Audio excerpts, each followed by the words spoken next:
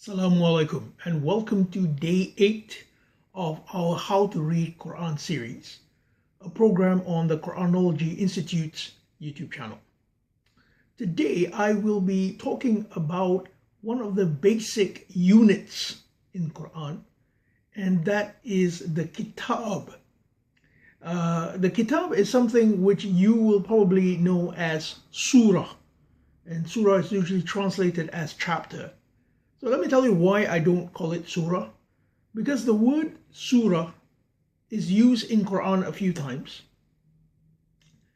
And each time I cannot see that it refers to a chapter. It either refers to a particular bit of discourse, that is in chapter 2 verse 23, or it refers to Quran itself, that is chapter 10 verse 38, or it refers to a mixture of discourses. That's chapter 11 verse 13. So I can't see anywhere where it refers to a particular chapter in Quran. But in Quran, if you look at chapter 98 verses 2 to 3, it says, Rasulun min Allah yatlu suhufan mutakhara, a messenger from Allah reciting purified pages. Fiha kutubum qayyimah. In these purified pages are kutub, plural of kitab. Qayyimah, they are standing, or they could be self-contained if you like. And I consider these to be surahs. Why? If you look at chapter 17 verse 105, it says Quranan, a recital, faraknahu, we divided it. Who's we? Allah. Allah divided it. Litakrahu ala nas, that you may recite it upon mankind. Now if you say if Allah recited it, then it is in the name of Allah. And that is literally what the basmala is. Bismillah is in the name of Allah. So that's why I consider kitab. And also if you look at chapter 41, verses 2 to 3, it talks about kitab. A kitab which is fussilat ayatuhu. Its verses are detailed. And it's from Ar-Rahman Ar-Rahim. Ar-Rahman Ar-Rahim, Bismillahir Rahmanir Rahim. You see? Can you see the link there? So a kitab is the demarcations made by the basmalah. Bismillahir Rahmanir Rahim. And basmala begins in Fatiha itself, and the final basmala is in An-Nas, which is chapter 114 verse 1.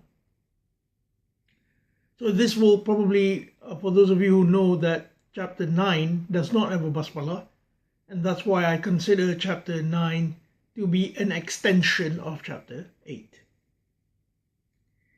So going back to one of my earlier videos where I said that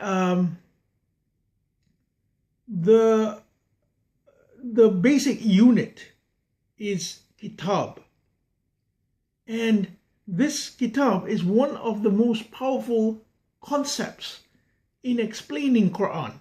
Now why is that the case? Because everything contained within a kitab is purposeful to its message. So it is arranged in such a way that it delivers to you the message in an optimum fashion. And we will see examples of this in future videos, but today I will just expound to you the theory of it. I call this the B2B reading, by the way, the basmala to basmala reading. And I do believe that for you to optimize your reading, you should read chapters in full. Now, this does not mean, I know, with chapters like Baqarah or Ali Imran, 286 and 200 verses respectively, this is quite a Herculean task. I understand that. But for these chapters, there are other methods for you to use in order for you to get the whole thing at once. And we will get into that as well. Now, the systematic arrangement of these kitab contribute to the overall message of Quran.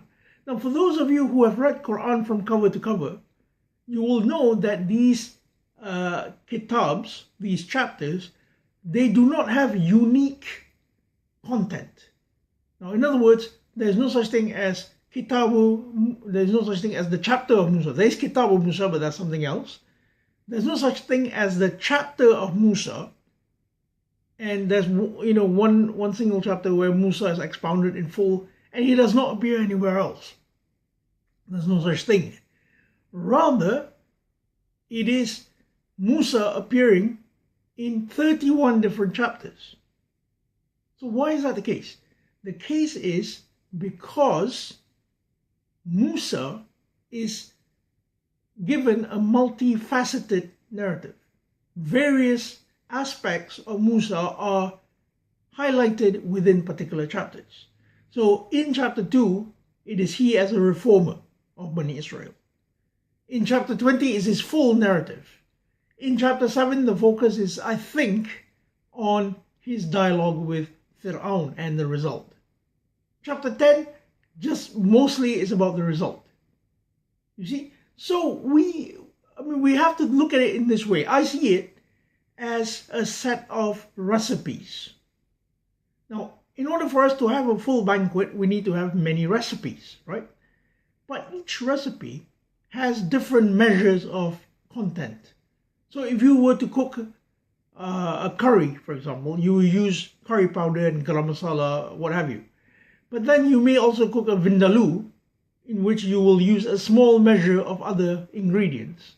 But the basic idea is the same. You see?